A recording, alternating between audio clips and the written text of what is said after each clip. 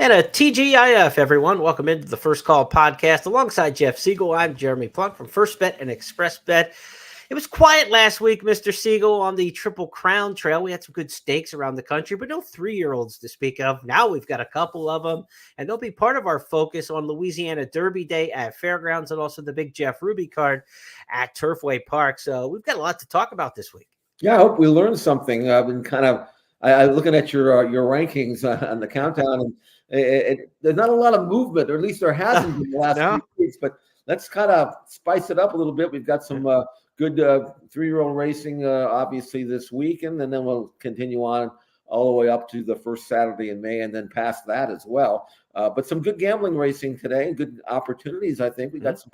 I know that I got what I think is a good price play in the Bourbonnais Oaks. We'll talk about that at All right. So let's get started. You know, we don't have Sierra Leone back for Louisiana Derby. He won the Risen Star. He's going to await the Bluegrass Stakes. We don't have Encino back. He won the Battaglia Memorial at Turfway. That was only 3 weeks ago, though, so he's not running back here in the Jeff Ruby as well. So we're going to get some new faces to the winner's circle, perhaps, on those two big circuits, as 100 Kentucky Derby qualifying points are on the line towards the winners, 50 for the runner-up. So these two races this weekend could produce as many as 4 Kentucky Derby starters just by the points alone off the top, how it shakes out. Let's look at our schedule of events for our handicapping podcast each week here on First Call. We look at 8 races. For those of you watching on YouTube and on Twitter, hit that like button, share with us. Also make some comments during the course of the show. We love to hear back from you. Those of you on our traditional audio podcast channels, here are the 8 races that Jeff and I will handicap. We're going to do things a little different. We usually go track by track in our race order, but because of the new Bayou Bluegrass Pick 5 wager coming up on Saturday from Fairgrounds and Turfway, we're going to put the races in the order of the Bayou Bluegrass Pick 5. That's a $1 wager with just a 15% takeout. So good opportunity for horse players to jump into that. We will start off at Fairgrounds with the New Orleans Classic. That goes as race number 9 on the card in New Orleans. At Turfway, we'll go to the Bourbonnais Oaks next. Back to Fairgrounds for the Fairgrounds Oaks, to Turfway for the big one, the 3-year-olds in the Jeff Ruby, and then the sophomore stars shine at Fairgrounds. Final leg of the Bayou Bluegrass Pick 5 will be the Louisiana Derby. We'll get you 8 stakes. We always do. So beyond the Bluegrass Pick 5, the Bayou Bluegrass Pick 5, we've got stakes races from Laurel, Oaklawn, and Santa Anita to talk about. At Laurel, the 3-year-olds are also auditioning there in the private term stakes. Got a very interesting one we're going to show you on video. Stick around for that. At Oaklawn, the Essex Handicap, a prep towards the Oaklawn Handicap for the older horses. Big person, that one. And Santa Anita's got the San Luis Rey for long-distance runners on the grass. Tournament players, you've got a couple big shots this weekend to take a look at. You've got the $500 Santa Anita Challenge on Saturday. But if you want to play in some feeder tournaments for a lower entry fee, $40 feeders available Friday, Saturday, and Sunday at Gulfstream. Also, $40 feeders on Friday and Sunday at Santa Anita. That will bookend that $500 Santa Anita Challenge. And for the promos, the $25,000 Exactathon rolls on for the 3rd straight week. We're giving away money. It's Fairgrounds this week. The Exactathon challenges you to pick winning exactas in 6 races on the card. So there are 12 races on Saturday at Fairgrounds. Hit an exacta in 6 of the 12 races. You'll get your share of $20,000 in cash. If you pick the most exacta races correctly amongst the players, you'll get your share of an additional $5,000. How good were those bonuses last week for Tampa Bay Downs Exactathon? The winners got $238 extra in their account if you hit 6 exactas. What a bonus that paid out. And the players who had the most shared that $5,000 amongst themselves. They shared $357 apiece in their accounts for picking the most exactas. Those are players on the First Bet and Express Bet platforms who play the Exactathon promo this weekend. Be sure to do it for Fairgrounds. Look, you're going to be betting Fairgrounds anyway, right, Jeff? I mean, you might as well get involved. You might as well hit that entry button and get involved into the contest and the promotion. Make sure you register for that, because if you're playing exactas, it's free money being added back into your account. Not only that, but I actually went and checked the weather before the show here, and it looks like it's going to be sunny and dry. If you can do that, so wet today at Fairgrounds, but tomorrow's going to be nice conditions, and that track will dry out. And just so long as it's not a sea of mud, which it seems like every time we handicap Fairgrounds, that's what we get. But I think we're going to be in good shape here. On the other hand, many of the races that are critical to the handicapping process were contested in the mud. So now we got to see if that form will hold or not. But other than that, good racing down there this weekend, and we've got a number of the races we're going to look at closely. And I'm looking forward to it. Really, yeah. Within the first family, once again, we have the Coast to Coast Pick 5 coming up on Saturday and Sunday. Those are races from Gulfstream and Santa Anita. Here's a look at the races that will comprise Saturday, March 23rd, Coast to Coast Pick 5. At Santa Anita, we start things out in races 3, 5, and 8. Races 3, 5, and 8 just after 5 o'clock East Coast time, 2 o'clock on the West Coast. Races 3, 5, and 8 from Santa Anita will be part of the Coast to Coast Pick 5. The Gulfstream offerings will be races 9 and 11. So 3, 5, and 8 from Santa Anita, 9 and 11 from Gulfstream. Those are your Coast to Coast Pick 5 races coming up for Saturday. But as Jeff and I mentioned, we're going to talk about a new wager this week, the Bayou Bluegrass Pick 5, and that's where we'll start our handicapping from the fairgrounds on Saturday. It'll be race number 9 on the card at Fairgrounds, the New Orleans Classic, our first handicapping test in the first leg of this Coast to Coast, or the first leg of this Bayou Bluegrass Pick 5. I will mess that up at least once more on the course of the program, separating the different wager names. Jeff, when I handicapped this race, the New Orleans Classic, I was handicapping it, trying to figure out the exactathon, how I want to play exactas in this particular race. Touch Upon a Star, the 3 has just been an unbelievable Louisiana bred. Best Actors got tremendous speed for Brad Cox. To me, it came down to those 2 horses. I don't know if they run 1-2 because they have the same kind of running style, and often horses that lock up like that, one of them's going to give way at some point. From an exacta standpoint, maybe you don't want to use both of those horses, but on the wind end, and you're looking at something like this, Bayou Bluegrass Pick 5, to me, it has to run through those 2 speed horses. One of them wins, right? Yeah, I think so. And it's funny you bring that up because originally when I handicapped the race, I looked at Touch Upon a Star and said, okay, he's got several triple-digit buyer numbers, even though most of them are coming against Louisiana bred company. He's a front runner. He's got proven form at Fairgrounds, 4 starts, 3 wins in a second. He's won 11 out of 14. I mean, he's got everything you'd want. But at 1 1/8, which he's won at, but not against this level of competition, I wonder if you make the lead, and then what does Best Actor do? And in watching Best Actor, he came off a long laugh. I got beaten the mind chap, but I thought that was a really good race he ran. A little bit off the bench there. He made the lead. He was hooked by two pretty decent horses, shrugged them off, opened up, got nailed late by Money Supply, but didn't really give up. I think he kind of got a little surprised there at the end. I thought he ran great, and he's going to be put in a position of sitting second. I'm pretty sure Pratt, because the speed's drawn inside, is going to allow Touch Upon a Star to go. Best Actor is going to stalk him and make the best horse win. I think it's going to be a parade. But I do think Best Actor is going to get the best of him at the end. And trying to watch the visuals and the videos, I think Best Actor can stalk. It doesn't look necessarily like he wants to do that. 10 starts, first or second, 8 out of 10. Best on the lead, but I think he's the kind of horse who'll switch off and stalk and pounce if you let him, and I think that's what's going to happen. So maybe I'm splitting hairs, but you're right about one thing. If you're playing a rolling type of exotic, I think you have to use them both somewhere. But my main push goes at 7-2 in the morning line to Best Actor, who came off a race on an off track that I'm not sure he really loved, but he ran on it. But I think on fast ground, I think you're going to see Best Actor really step up and run maybe a career top in this race.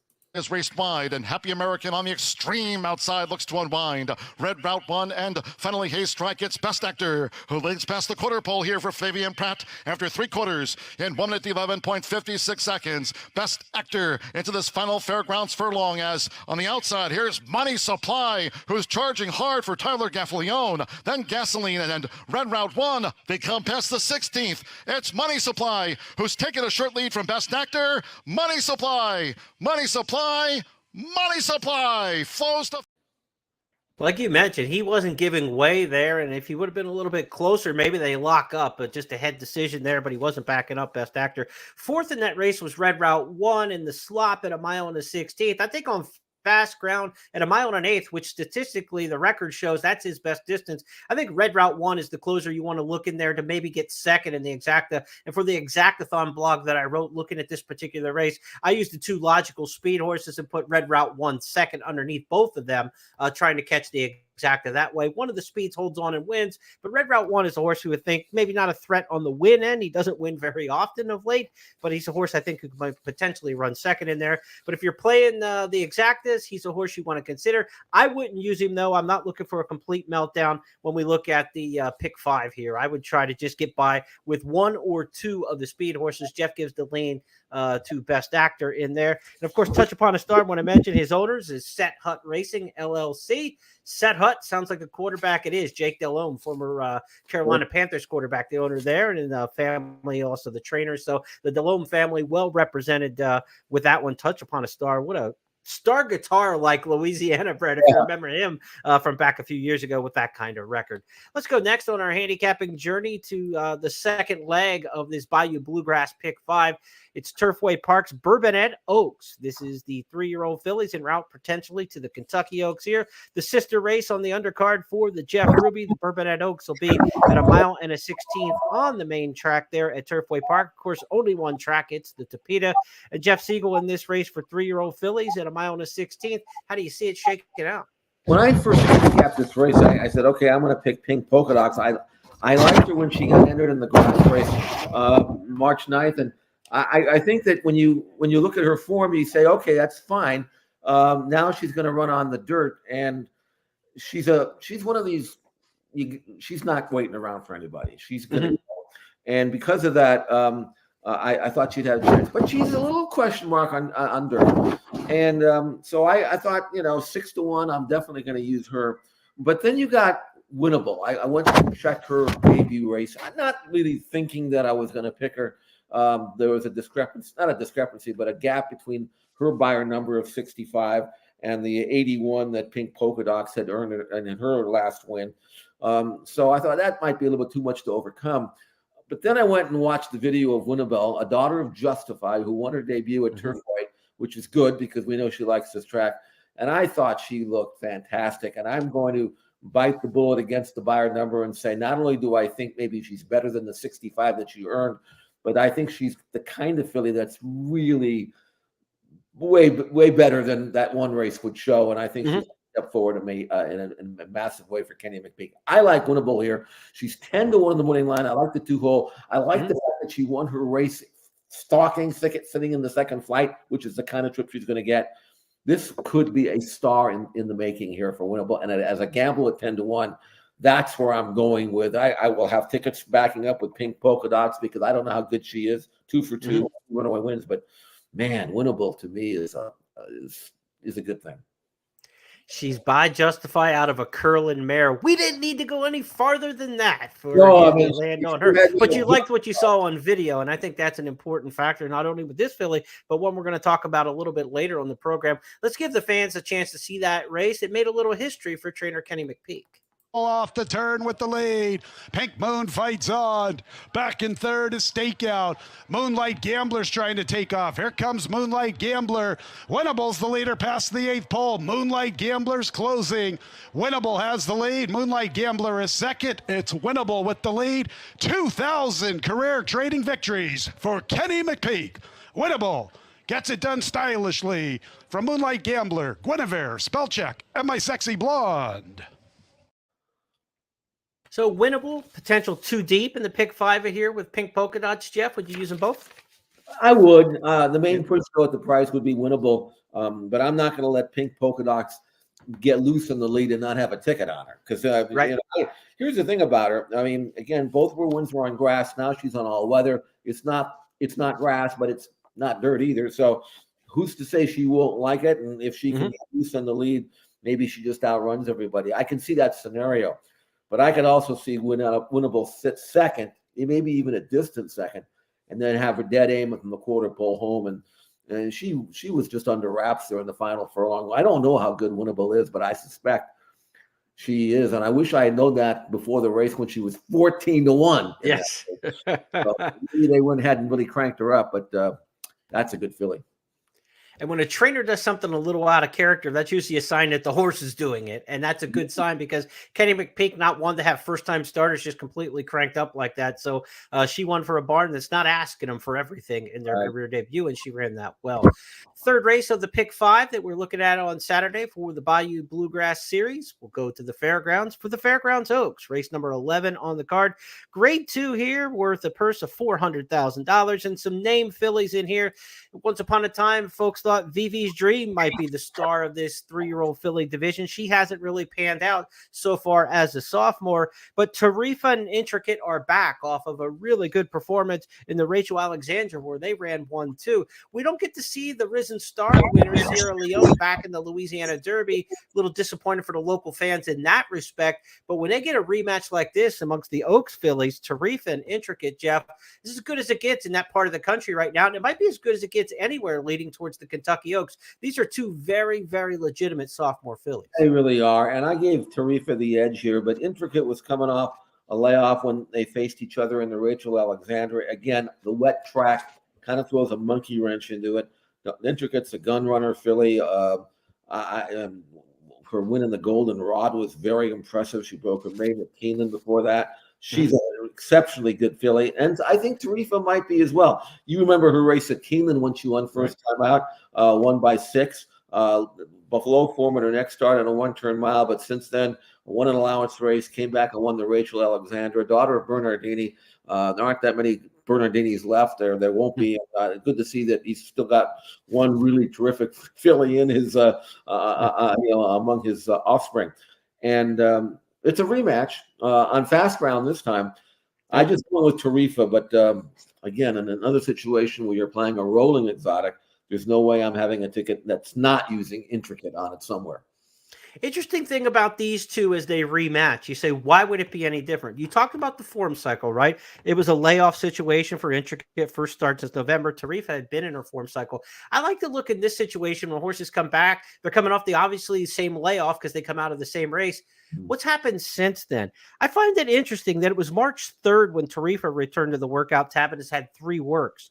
Intricate was back on the workout tab February 29th, 4 days quicker back to the work tab, and has 4 workouts to the 3. So going into the race, Tarifa probably didn't need as much. She was in her form cycle. Intricate probably needed the race and now has had more work since. She might be able to close that gap. I think we're going to see a closer margin. It could run 1-2 once again, but I don't think she's getting beat by 2 3/4 lengths this time. I think Intricate will be better this time, and Tarifa may be as well. But I think these two are going to be really matched up evenly in here. Let's give the fans a chance to go back and look at their last matchup, and then we'll put a bow on the Fairgrounds Oaks. As Alpine Princess is on even terms coming toward the quarter pole, Vivi's Dream and Tarifa. Intricate is now running second to last, and Pennick has dropped back to last as these 3-year-old fillies turn for home here on a sloppy track at the Fairgrounds after 3 quarters in 1 minute 13.15 seconds. Alpine Princess, Tarifa charging hard on the outside. Perfect shot, and Intricate is also mounting a late bid. Then Vivi's Dream, Pennick is the distant. It's Tarifa who's taken the lead here for Flavian Pratt. Intricate is now second. Perfect shot third. Alpine Princess drop back. Tarifa in the Rachel Alexandra Stakes. Tarifa finishes on top by 3 from Intricate. As you can see, it's going to take some developmental change and swing in the momentum to make up that margin, because no doubt the winner was best that day and drawing off a little bit on the end. Jeff, 2 deep situation, or are you singling in here when we look at a pick 5? Well, I definitely going to use them both somewhere. I prefer Tarifa. The Bernardinis are supposed to get better with age. But the one thing about both these fillies, if you look at their pattern, is that they both get faster with every race. Tarifa's gone from 70 to 86 to 90 on the buyers, and she's not done improving. Intricate has gone from 59 to 72 to 85 to 87. She keeps getting better and better. You expect that the Bernardinis will get better. Gun Runner the same.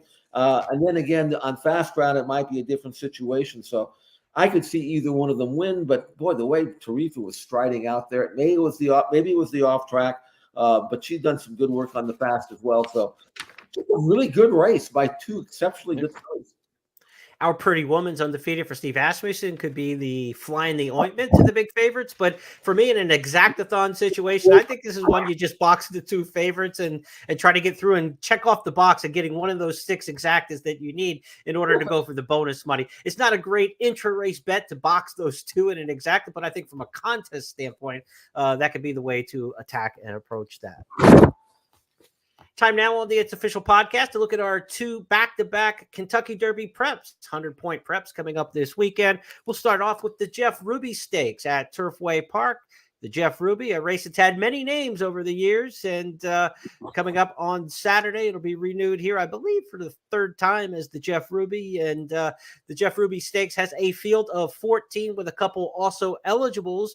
Some news about the horses in this race. Agate Road the 5 will end up scratching here to run in the Louisiana Derby at Fairgrounds. Circle P is expected to run in Maryland in the private term stakes. That should bring Triple Espresso into the field for trainer Todd Pletcher. Will have the outside post position in here. So 12 expected to go before we get the final scratches on race day morning. Lucky Jeremy, my favorite named 3-year-old in all of horse racing in here, Jeff. We're certainly rooting for him. He'll be part of what looks to be a pretty good pace. And I hate to use the word cheap speed talking about horses running in a race worth this kind of money, $700,000. But some of the horses that may not have the class on their resume look like the horses who are going to go early. That could set up well for the classy closers. Yeah, this is a really good race. Sometimes, you look at this race and you figure, well, there are no Derby horses in here. But, man, I'm telling you, there's some nice prospects here, and most of them are running either because they are grass horses, and this is the closest thing they're going to get to grass with regards to a prep race. And then you've got the distance. Some of these horses have been begging for a mile and 1/8. And then you've got horses like Endlessly, my top selection, who probably will not have a chance to run on actual dirt for a while. He's done all of his good work prior to his last race on grass and did very well. Won 2 graded stakes on turf in California back in October. You might think, well, maybe he was just an early developer, wasn't embarrassed in the Breeders' Cup Juvenile Turf, and then came out and won the El Camino Real Derby, which not only was a good race, but qualifies him for the Preakness. But this is the logical spot. I've been very impressed with the way Michael McCarthy has managed his horses. He doesn't do anything crazy. He just takes what is given to him. And rather than getting high on Endlessly, let's just keep him on the all-weather, come back and do what we did at Golden Gate. And that was a very strong race. I'm telling you, Endlessly won the race. He was 3-5. But Tapalo and Guy Named Joe, they're not empty stalls. Those colts can run. And I love the way Endlessly won that race from off the pace. And I think he's got a chance to come right back and do it again in Kentucky. Let's go to Bill Down's call at Golden Gate Fields for the El Camino Real. Has a lead by about 3 lengths. Endlessly, the chalk comes on the outside, and Endlessly has a 1/16 of a mile to make up 2 lengths. And it's Tapalo with the lead close to home, but it's Endlessly. Endlessly, the favorite, sweeps on by for the win. Tapalo second, Guy Named Joe third, Old Triangle fourth.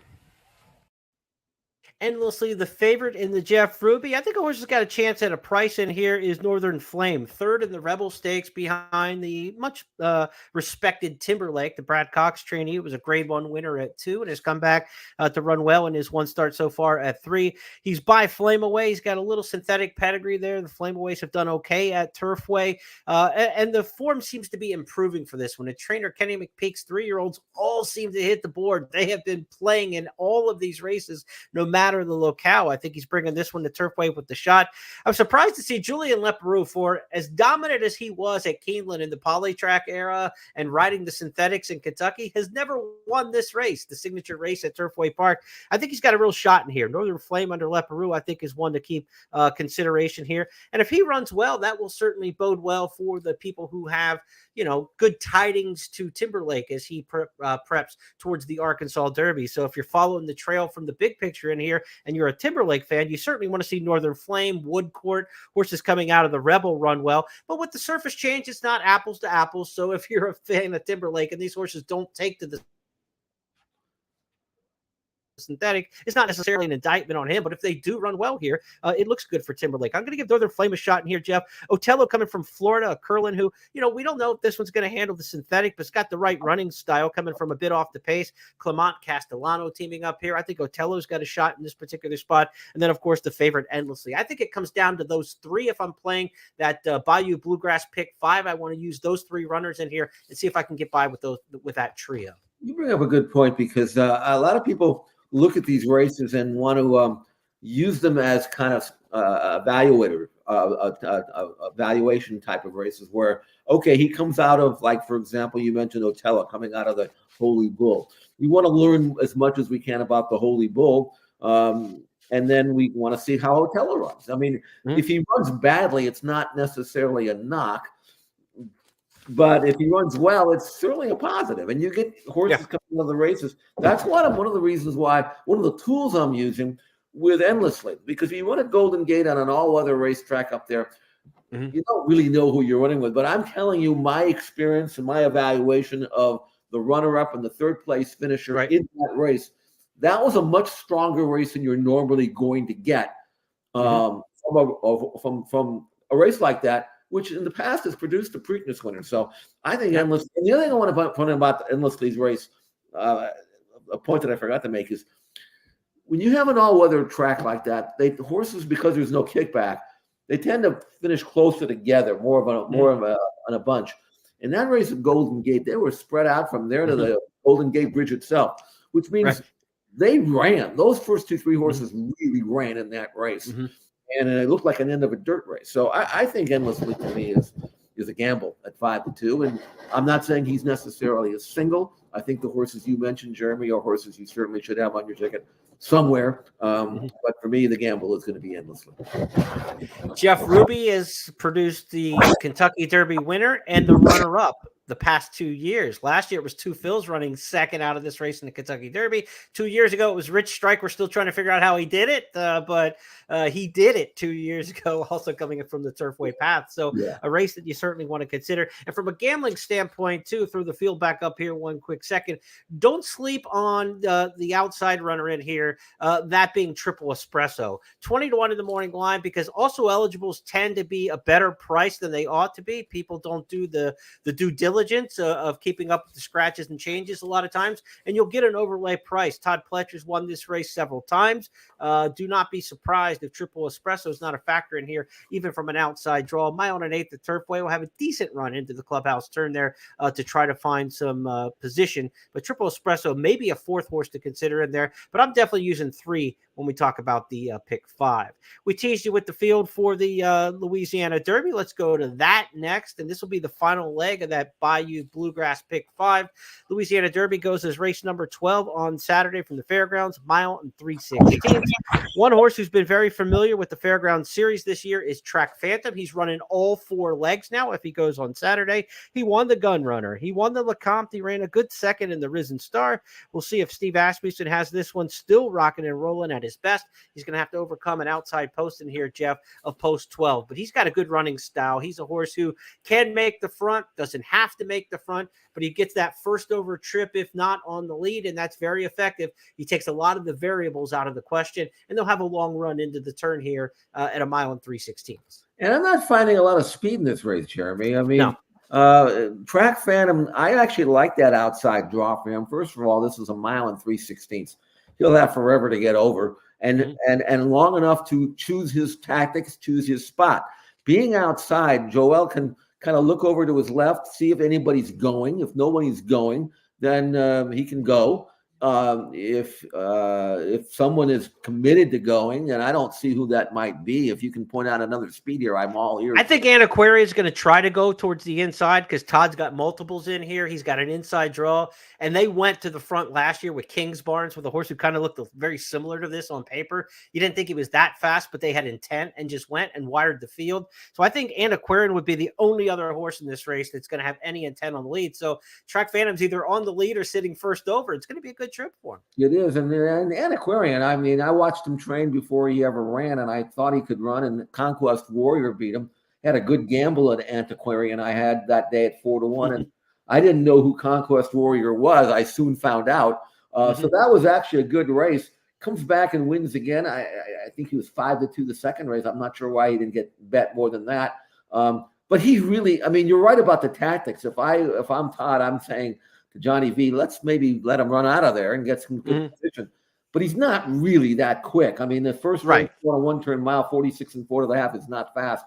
And then, of course, in his next start, they went 49. So if that's who Track Phantom has to worry about with regards to pace pressure, I like Track Phantom a lot. And I thought Track Phantom ran really well in the Risen Star. And you might say, okay, well, he made the lead, so he's supposed to run well. Yeah, he did. But again, I thought he kind of got a little surprised by Sierra Leone in the final furlong. And I thought he held on really, really well. The only consideration I have for this is that he's been tested quite a few times. But, man, I'm telling you, I think he's a better horse than I have given him credit for. And under these circumstances, if he's got another good one left in him, which I don't see why he wouldn't, I think Phantom controls this race on the lead or from a stalking position. I think he's going to win it. I think he's going to beat this field, and I like him. He's what is he, 3-1 in the morning line? Let's see. Yeah. I can live with that. And I think that's about what he'll be. I think that's a pretty fair estimation in here. I don't think you're going to see a heavy 7-5, 8 no, I don't think so.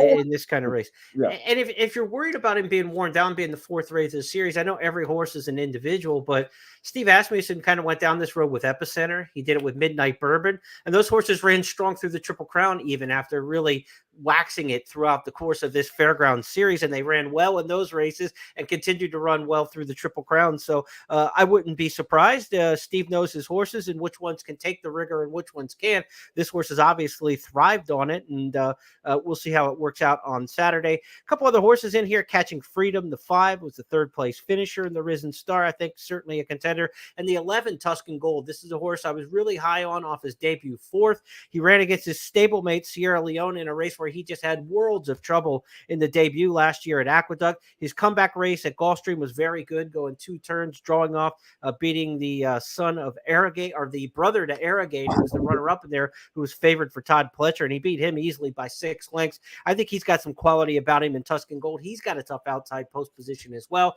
But if this race runs back through the Risen Star, the top 2 contenders in here, obviously, again, are Asmussen and Cox, with the horses who ran 2-3 in that one. Let's go back to John Dooley's call of the Risen Star Stakes. Brilliance. Toward the outside is Cardinal Awesome Ruda. Chasing Freedom is 4 wide. B-Dancer, Real Men, Violin toward the inside as they turn for home after 3 quarters in 1 minute 14.74 seconds. Track Phantom charging on the outside is Resilience. Hall of Fame flattens out. Chasing Freedom trying to keep a straight path, and Sierra Leone charging hard on the outside. It's Track Phantom, Resilience, Chasing Freedom in tight quarters between horses. Sierra Leone on the outside for Tyler Gaffalione.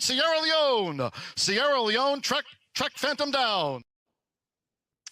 Big race there from the winner, big race from the runner-up, and several in that race. It looks like one of the best preps we've seen this season on the Triple Crown Trail. We'll see how it shakes out, what it might mean for Sierra Leone when we see him in a couple weeks at Keeneland in the Bluegrass Stakes as we're trying to evaluate these 3-year-olds.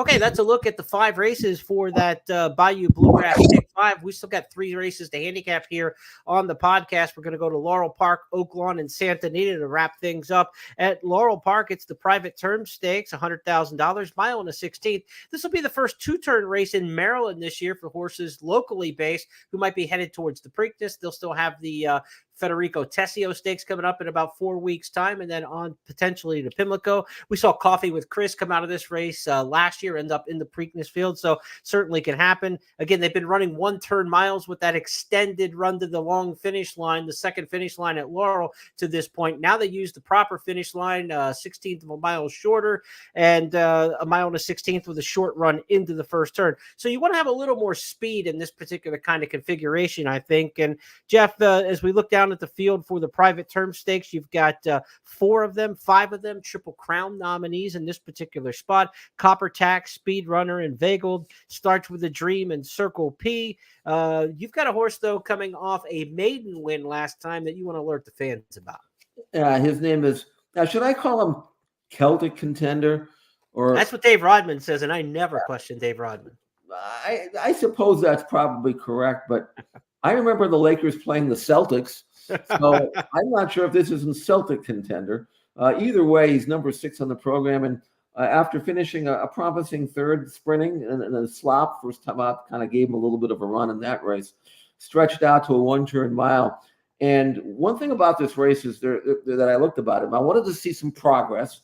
I wanted to see him step forward. I always say the second race is a lot more important than the first one with maidens or with 3-year-olds, because they can do anything in the first start. They don't know what they're doing, Right. They're supposed to improve. Well, I was looking for that with Celtic Contender, and he really did. Not only did he show excellent speed to be on the pace and did it under a nice hold that he could have gone faster, but when they asked him to quicken from the top of the stretch to that long run into the wire, he did it the right way. He's a good mover, good-looking chestnut colt, grandson of Curlin, and he now stretches out to 2 turns, which I think will be in his range. I also think that he'll be on or near the lead. He showed speed around 1 turn. He should do a 2-turning as well. And he's 6-1 on the morning line, and he's going from maiden to stake. But man, on numbers, he's already right there with the potential of being faster as he gets more experience. I like Celtic Contender here as a gamble, and I certainly liked his first his win that took place here at Laurel not too long ago. Put your eyes on this one. It was a good-looking one at Laurel. Here's Dave Rodman, the aforementioned. Celtic Contender takes over.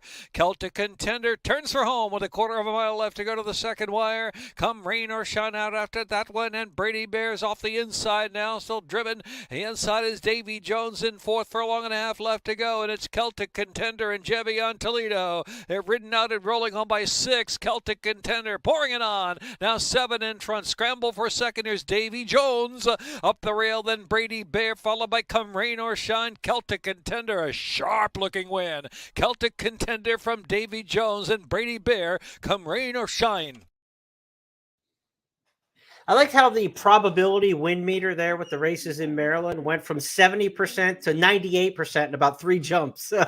He really did kick it in clear at the top of the stretch, and he's going to be a factor in this spot. Inveigled, the horse coming out of the Mucho Macho Man and the Holy Bulls, got a little class edge in here, and also has a little pace about him for Jane Sabelli. I would assume Inveigled's going to be one of the horses who's a major contender in this particular spot. And then Speediness, the local who won the Miracle Wood Stakes, he's front-running speed in here. He hasn't gone 2 turns yet, couple 1-turn trio of 1-turn miles on his resume. Certainly wasn't losing any ground or momentum in some of his wins. I'm not so sure with the pedigree where he stands, because he's by Great Notion, who usually gets more shorter horses, but he's got to include on the dam side, and that's all stamina. So maybe Speediness handles the stretch out for trainer Jamie Nesson here. He's certainly in raging good form.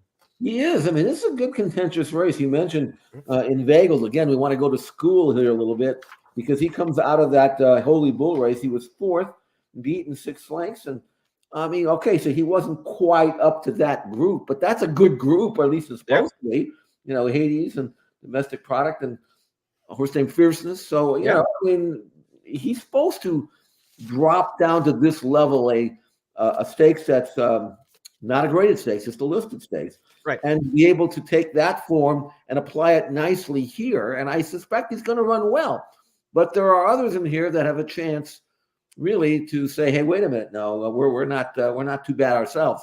Right. Very interesting race here. Maybe not for Derby horses, but for horses that could run in secondary races for good 3-year-olds, like Peter Pan type races, where they're not quite classics, but they're still very good races. And I'm interested to see, for one, if Celtic Contender is up to this level in just his 3rd career start. He is the race name, the Private Terms, named for the 1988 Wood Memorial winner for Charlie Hadry. Came out of Maryland, went up to New York, went on to Kentucky. I believe was favored at post time over Winning Colors in the Derby that year. Private Terms. Remember watching him from the bowling alley when I was a kid. Wide World of Sports in the prep. So I watched his Wood Memorial from the bowling alley. One of those where were you when moments. I don't know why I remember seeing Private Terms, but he was a good one back in the day for a Maryland-based trainer, Charlie Hadry. Let's go to Oaklawn next, as our continuing handicapping around the country moves to the Midwest of the country, the Essex $600,000 grade 3 race here. This is a prep towards the Oaklawn handicap coming up in about a month's time. 1 1/8, same distance that we'll see in the Oaklawn handicap. And these are a lot of the same horses that we saw in the Razorback. Some of them coming back in this particular spot. Magic Tap, the runner-up up in that one. Octane's not back out of the Razorback Stakes. And then First Mission drops in class out of the Pegasus World Cup. Jeff, he didn't fire at all in that spot. I thought First Mission was going to run a good race in there coming out of the Clark, his first start of the year, and he just did not get involved at all. What can we make of First Mission trying to bounce back? I don't know. I mean, I didn't like him in that race as much as you did, but I thought he'd be at least competitive. I thought he could hit the board, and he didn't do that. I wish you would have told me that with more enthusiasm before. Well, I mean, I thought I wasn't completely told that I was right either. I didn't know what to make of him, but you could have saved me. Yeah, well, I wasn't right in myself. Now I assume he's okay. Brad brings him back. He'd run well in the Clark, and I don't know. The form of that race is pretty good. Let's face it. So This is a considerably softer spot for sure. Again, I don't have any issue with the outside post going a mile and 1/8 at Oakland. He's not a horse that necessarily has to go to the front. In fact, he probably prefers to sit exactly where he's going to be in this race. Outside, right behind the leaders, move when you want to move, not when someone makes you move. And I think First Mission's got a real good chance to bounce back. Triple-digit buyer number 2 races back, and that race, if repeated in the Clark, probably would be good enough to win. I'm going for a bit of a price here. Again, horses that I would use in a rolling exotic situation, playing pick 3s, pick 4s, whatever. First Mission would certainly be on the ticket because I know on his best day he's good enough to win. But a price horse for me is Wizard of Westwood, not because it's March Madness. I have nothing against those kinds of plays where you're using a horse because of whatever the horse's name is. It has nothing to do with the horse. He doesn't know what his name is. But I don't necessarily dismiss it either. What a factor. But the one thing that caught my eye in Wizard of Westwood, even though he's never quite beaten these kinds of horses, is that he might be better on dirt than he is on grass, and he's been mostly a grasser or a synthetic horse. The first time he ever ran was out here in California, and he had a dead heat win. I thought that was pretty good. And then in an off-the-turf race at Churchill 2 races back, he just crushed. And again, it's one of these situations where maybe Michael wasn't sure or didn't think or didn't know whether he was that good on dirt, but he said, well, whatever. I mean, I'll leave him in, and the horse just ran off. And maybe he's thinking, you know something? He's dirt horse. Let's keep him on dirt from right now. I love where he's drawn. I love his style. He's run well on the lead, doesn't need the lead to win, can stalk, pounce, and go. And I think he's going to get a great trip, and I think he's going to be a decent price. And while he did not run well at Turfway in his last start as the favorite, I'm just going to think that maybe back on dirt, he's going to rebound. Has a bullet work on the training center at Churchill down since then. I know he's doing well. Got a little bit of time off now, lightly raced, room for improvement.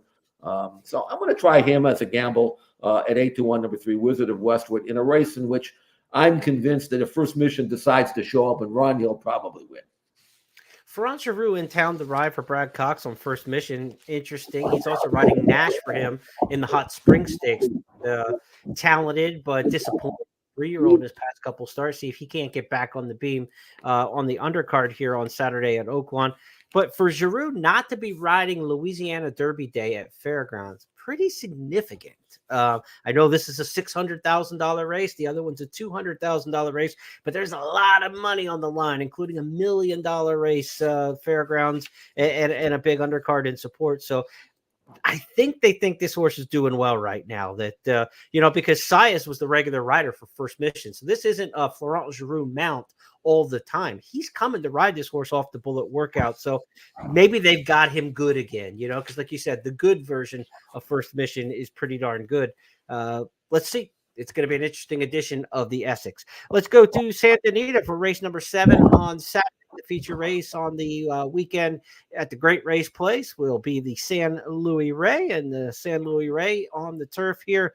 We go to our final handicapping destination of the weekend, 1.5 miles on the grass, turf marathoners. Jeff, who do you like in your backyard?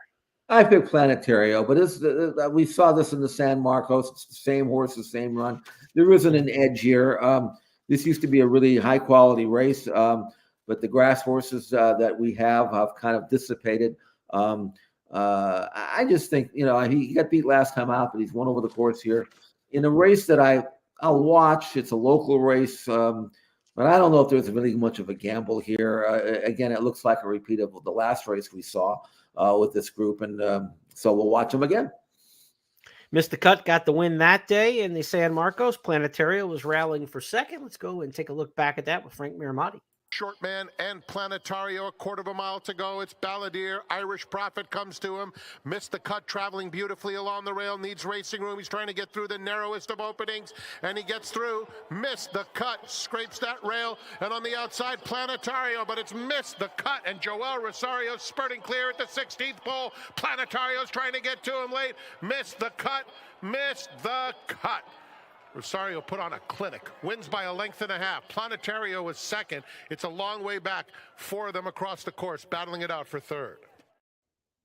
That's a look at the San Luis Rey feature race Saturday at Santa Anita. So our 8 races are in the books for handicapping. I want to remind you, we've got a coast-to-coast pick 5 where you get 10 times wager rewards points when you bet the coast-to-coast pick 5 Saturday or Sunday or both. When you bet with First Bet and Express Bet, that $25,000 exactathon challenges you to handicap and hit 6 races where you click on the exacta. You got to hit the exacta in 6 of the 12 races on Saturday at Fairgrounds. Make your share of $20,000 in doing so. And we also want to direct you to our websites, First Bet and Express Bet, to check out the blog of John White, our senior handicapper there. John's got his Triple Crown picks this weekend for the Jeff Ruby and the Louisiana Derby, an update on his Kentucky Derby top 10 list as well. So a lot cooking, a lot of good stuff this weekend. And that new wager, the Bayou Bluegrass pick 5, again, 15% takeout on that $1 minimum for the Bayou Bluegrass pick 5. You can bet that through First Bet and Express Bet as well. Jeff, this is going to be a fun weekend. Not only the 3-year-old races we're talking about, but the handicap division with the New Orleans handicap. You got a big undercard. Kentucky Oaks with a couple big preps, the Bourbonnette and also the Fairgrounds Oaks. A lot of divisions in play this weekend. It should be a good one. It really should. In fact, in looking at this list of races that we're handicapping, other than maybe the San Luis Rey, Mr. Cut, Planetario going at each other again, Mr. Cut got through, Planetario came from the outside. I don't know how they're going to fit up again. But other than that race, every race that we did today, the first 7 are good handicapping exercises with chances for decent prices and chances to look at the videos and try to envision who you think is going to improve enough to step up. With me, it's Winnable and Endlessly and Celtic Contender. Those kind of horses are horses that I'm looking forward to wagering on because I don't think they're going to be 6-5 or anything like that. Right. So and they're important races too. They're stepping stones to bigger and better things. So we got a really good series of races here to watch and wager on. And sometimes it gets a little dry. Sometimes there's not a whole lot to work with. But this week is full of some good gambling opportunities. I'm looking forward to it, and I'll have that TV on the races, that TV on the basketball. I'm going to be just nice and comfortable here in my den watching all the good action. You mentioned dry. It won't be dry in New York. They've already canceled racing because of a deluge of rain expected at Aqueduct on Saturday. So no racing in New York. That's going to be good news for the business barometers, certainly in Kentucky and Louisiana and other venues around the track where some of that New York money is going to go on Saturday. But the big days at Fairgrounds and at Turfway certainly should be big benefactors of no racing in New York on Saturday. So we will be back on Tuesday to wrap up a huge weekend of racing on our It's Official podcast. Jeff and I will take a look at 5 hot topics in racing in that one. But between now and then, enjoy the hoops, enjoy the racing. Have a great weekend, everybody, and we will talk to you on Tuesday.